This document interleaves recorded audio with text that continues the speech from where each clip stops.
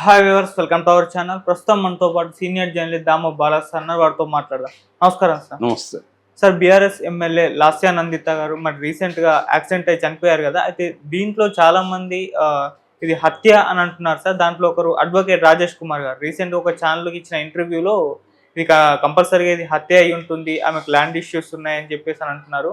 మరి దీంట్లో నిజం ఎంత ఉందంటారు? ఇది హత్య మన యాక్సిడెంటా సార్? నేను కూడా వీడియో చూశాను.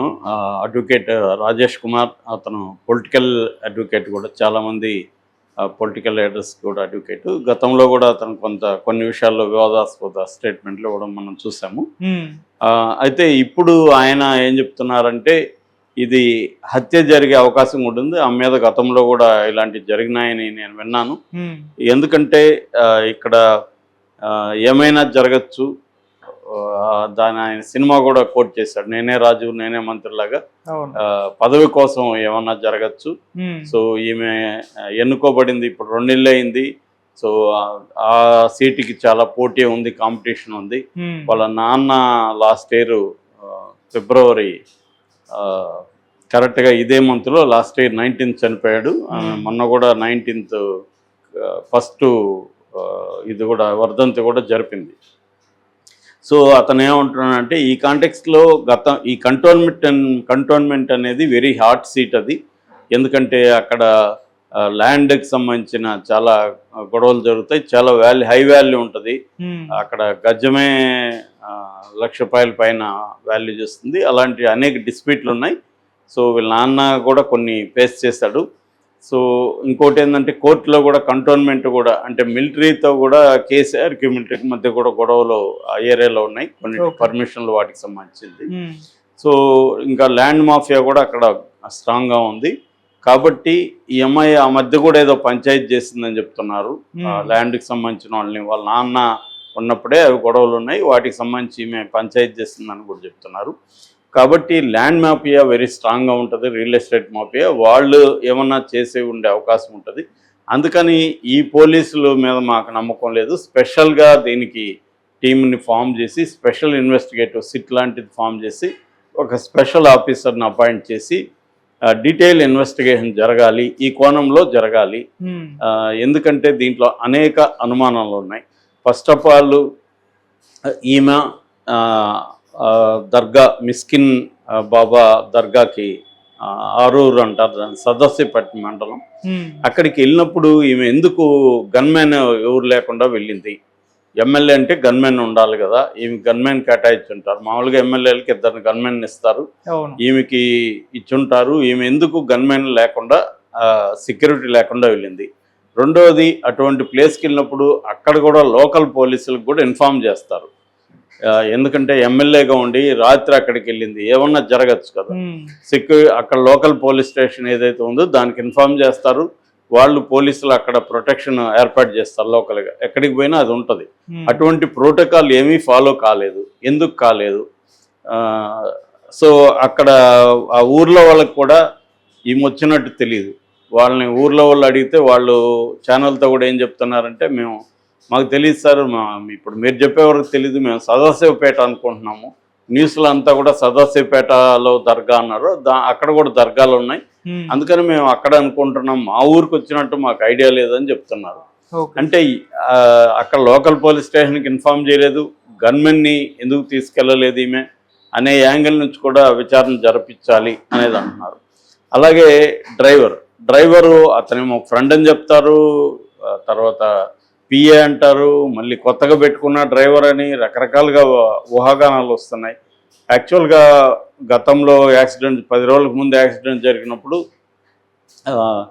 అదేమో వేరే డ్రైవర్ ఉన్నాడు, శేఖర్ అని ఆ డ్రైవర్ ఉన్నాడు. ఇప్పుడేమో శేఖర్ ఏమో సిస్టర్ కార్ని డ్రైవ్ చేస్తుంటే ఇతనేమో ఆకాష్ ఏమో వీళ్ళ కార్ డ్రైవ్ చేస్తున్నాడు. సో ఆకాష్ డ్రైవరా పిఏనా వీళ్ళ ఫ్రెండా, ఈ విషయాలను బయట పెట్టాలి అనేది కూడా వీళ్ళు మాట్లాడుతున్నారు. సో మూడవది ఏంటంటే అది క్లియర్గా టిప్పర్నే ఢీకొనిందా లేకపోతే ఇంకా దేన్నైనా ఎవరైనా ఢీకొన్నారా, ఇది వెళ్ళి ఢీకొనిందనే యాంగిల్ నుంచే ఇప్పుడు మాట్లాడుతున్నారు. రివర్స్లో ఆలోచిస్తే వేరే వెహికల్ వచ్చి దీన్ని ఢీకొని ఉండొచ్చు కదా. సో అప్పుడు డ్రైవర్ది తప్పు లేకుండా వేరే హత్యా ప్రయత్నం అయిండొచ్చు కదా, ఆ యాంగిల్లో మీరు ఎందుకు చేయట్లేదు? ఎంతసేపు మీరు ఒక నెరేటివ్ పెట్టుకొని ఇది టిప్పర్ని ఢీకొనిందా ఇంకొకటి యాక్సిడెంట్ అనే కోణంలో నుంచే చెప్తున్నారు తప్ప ఇది రివర్స్లో వెహికల్ని వేరే వెహికల్ వచ్చి కొట్టేసి వెళ్ళిపోయిండొచ్చు కదా. మామూలుగా టిప్పర్ని కొట్టున్నా ఇంకోటి కొట్టున్నా టిప్పర్ వాడు ఇన్ఫార్మ్ చేయడం ఏదైనా జనరల్గా చేస్తారు, ఎందుకంటే యాక్సిడెంట్ అయ్యి వాళ్ళు వెళ్తున్నా దొరుకుతారని తెలుసు వాళ్ళకి. సో ఇది ఇంత మేజర్ యాక్సిడెంట్ అయినప్పుడు కనీసం వాళ్ళు ఫోన్ చేసి చెప్పడం అదేదన్నా ఉంటుంది. సో అవేమీ లేదు. ఇతనికేమో ఇమీడియట్గా ఇప్పుడు వెరీ సివియర్ గాయాలు అంటున్నారు. సివియర్ గాయాలైతే ఇతను ఇమీడియట్గా ఫోన్ ఎలా చేయగలిగాడు? ఫోన్ చేసి మాకిద్దరికి గాయాలని ఎలా చెప్తున్నాడు? వాళ్ళ ఇంటికి చేశాడని చెప్తున్నారు. 21 నిమిషాల్లో వీళ్ళు బయలుదేరిన 21 నిమిషాల్లో వాళ్ళకి ఫోన్ వచ్చింది. సో ఇటువంటి అనేక డౌట్లు ఉన్నాయి.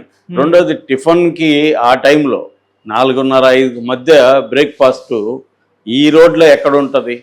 ఇంకా వాళ్ళు సికింద్రాబాద్ టౌన్ సిటీ అటువైపు ఉంటుంది కానీ ఇటు ఎక్కడ ఉంటుందని వీళ్ళు వెళ్తున్నారు. దానికి ఏదో దాబా స్టోరీ చెప్తున్నారు. దాబా ఆ టైంలో దాబాలు ఎందుకు ఓపెన్ చేస్తుంటారు? ఒకవేళ ఓపెన్ చేస్తుంటే అప్పుడే ఆగి తీసుకుంటారు కదా, దాన్ని మళ్ళీ వెనక్కి వచ్చి అదే రూట్లో ఎందుకు వచ్చారు? సో ఈ యాంగిల్ అంతా కూడా డౌట్లు ఉన్నాయి. దీన్నంతా కూడా విచారించాలి అనేది, అంటే ఒక హత్య చేసి ఉండే అవకాశం ఉంది. ఎందుకంటే గతంలో ఈమె ఈ 3 నెలల కాలంలోనే ఇది 3వ యాక్సిడెంట్. ఫస్ట్ యాక్సిడెంట్ అంటే ఒక లిఫ్ట్లో ఆమె ఇరుక్కుపోయింది. ఒక షాపు ఓపెనింగ్కి వెళ్ళి లిఫ్ట్లో ఇరుక్కుపోయింది. అక్కడ కూడా 3 గంటల సేపు లిఫ్ట్లో ఉండిపోవాల్సి వచ్చింది. మరి ఒక లిఫ్ట్ రిపేర్ అంటే 3 గంటలు పడుతుందా? అక్కడ ఏమన్నా కుట్ర జరిగిందా అనే యాంగిల్లో కూడా చేయాలి. అంటే ఈ మీద ఏమన్నా ముందు నుంచి హత్యా ప్రయత్నాలకి చేస్తూ ఇది సక్సెస్ అయ్యారా, 2 ఫెయిల్ అయ్యి చేయరా? ఎందుకంటే నార్కట్టపల్లిది కూడా సడన్గా ఆటో అడ్రవడం, ఆటోలో ఉండి అతను చనిపోవడం ఇవన్నీ కూడా జరిగాయి. సో ఈ కోణం నుంచి చేస్తే కొన్ని విషయాలు బయటకు వచ్చే అవకాశం ఉంది. సో ఇది ఈ పోలీసులు చేయగలుగుతారనేది డౌట్. వీళ్ళకి అంత స్థాయి ఆ కైండ్ ఆఫ్ ఉంటుందా? వీళ్ళ మీద ఏమైనా ఇన్ఫ్లుయెన్స్ ఉండొచ్చు. కాబట్టి వీళ్ళు కాకుండా స్పెషల్ ఇన్వెస్టిగేషన్ టీంతో దర్యాప్తు చేయిస్తే అనేక విషయాలు బయటకు వస్తాయి అనేది వాళ్ళు మాట్లాడుతున్నారు. సో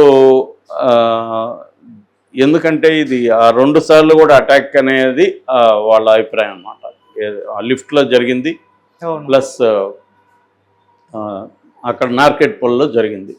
సో ఎందుకంటే అక్కడ ల్యాండ్ మాఫియా చాలా బలంగా ఉంటుంది కాబట్టి వాళ్ళు ఏమన్నా ట్రై చేసి ఈమెని చంపేస్తే నెక్స్ట్ కొత్త ఎమ్మెల్యే వస్తారు, అప్పుడు మనం డీల్ చేసుకోవచ్చామని అనుకున్నారా అనే యాంగిల్ కూడా వాళ్ళు మాట్లాడుతున్నారు. ఎందుకంటే అందరికి కూడా ఆయనే కాకుండా సామాన్య ప్రజలు కూడా ఈ డౌట్స్ ఉన్నాయి. ఆయన అడ్వకేట్ చెప్పిన దాంట్లో ఏమీ ఇది లేదు, అంటే ఖచ్చితంగా ఆయన ఇది హత్య అని చెప్పట్లేదు. ఆ యాంగిల్లో కూడా చేయండి అని చెప్తున్నాడు. ఎందుకంటే రియల్ ఎస్టేట్ మాఫియాలు ఇవాళ రేపు ఎలా ఉన్నారో చూస్తున్నాము. పెద్ద ఎత్తున 100,000 కోట్ల ప్రాపర్టీస్ కంటోన్మెంట్ ఏరియాలో వివాదాల్లో ఉన్నాయి. సో వివాదాలు ఉన్నప్పుడు ఈమె పంచాయతీలు చేస్తుంది. ఎమ్మెల్యేగా అదే ఆమె తప్పేం కాదు. ఎమ్మెల్యేగా ఎవరైనా వచ్చినప్పుడు వాటిని డీల్ చేస్తారు. తన నియోజకవర్గంలో ఉండే సమస్యల్ని ఆమె సాల్వ్ చేయాల్సిన బాధ్యత ఉంటుంది. ఆ రకంగా ఆమె చేయడం తప్పు కాదు. కానీ దానివల్ల ఏమన్నా స్కోప్ ఉంది. ఎందుకంటే ఇది 10 రోజుల వ్యవధిలోనే second accident, just 10 days gap. అంతకుముందు కూడా పెద్ద గ్యాప్ లేదు ఆ లిఫ్ట్ యాక్సిడెంట్ కూడా. సో లిఫ్ట్ యాక్సిడెంటు, అక్కడ నార్కట్పల్లి యాక్సిడెంటు, ఇప్పుడు ఇక్కడ. సో ఈ 3 యాంగిల్స్ని చేయాలి. రెండోది డ్రైవర్ ఏం చెప్పట్లేదు, నాకు కళ్ళు బయలు గమ్మింది అది ఇది అంటున్నాడు. 3 రోజులు దాటినా కూడా మామూలుగా అయితే 3 రోజుల తర్వాత కనీసం మెమరీ ఉంటుంది, అది ఎందుకు లేదు మరి దాని వైపు నుంచి కూడా ఆలోచించండి అని చెప్తున్నారు. సో ఫోన్లో కూడా ఏమేమి డీటెయిల్స్ ఉన్నాయి. రెండోది అతను వాంగ్మూలంలో క్లియర్గా ఏం చెప్పాడు, పోలీసులు బయటికి చెప్పేవన్నీ నిజాలు కాకపోవచ్చు, అది కూడా వాస్తవం. ఎందుకంటే పోలీసులు ఇన్వెస్టిగేషన్ జరుగుతున్నప్పుడు అన్ని విషయాల్ని బయటికి చెప్పరు. దాని ఇన్వెస్టిగేషన్ మీద దాని ప్రభావం పడుతుంది కాబట్టి వాళ్ళు కొన్ని మాత్రమే చెప్తుంటారు. ఒక్కొక్కసారి మిస్లీడింగ్ కూడా వాళ్ళు చెప్తారు. సో ఆ యాంగిల్ ఏమన్నా ఉందా అనేది వీళ్ళు చెప్తున్నారు. బట్ బీఆర్ఎస్ వాళ్ళు అయితే ఈ డిమాండ్స్ ఎవరు చేయట్లేదు. రేవంత్ రెడ్డి కూడా ఆ యాంగిల్లో చేయమని కూడా ఏం చెప్పట్లేదు.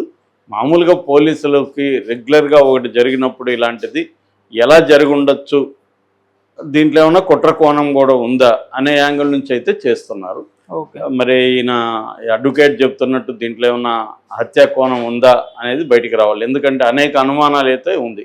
ముఖ్యంగా గన్మెన్ లేకుండా వెళ్ళడం, గన్మెన్లు ఏమయ్యారని తెలియడం, ఆ టైంలో టిఫిన్ రోడ్లో మళ్ళీ వెనక్కి వెళ్ళడం, ఆ పాపను కూడా దించేసి, సో ఇలాంటివి అనేక అనుమానాలకైతే దారితీస్తున్నాయి. రెండోది అక్కడ కూడా దర్గా దగ్గరికి పోయినప్పుడు పోలీస్ స్టేషన్ ఇన్ఫార్మ్ చేయకుండా ఎవరో అనామకుల్లాగా ఎందుకు వెళ్ళారు అనేదంతా కూడా డౌట్లు అయితే వస్తుంది.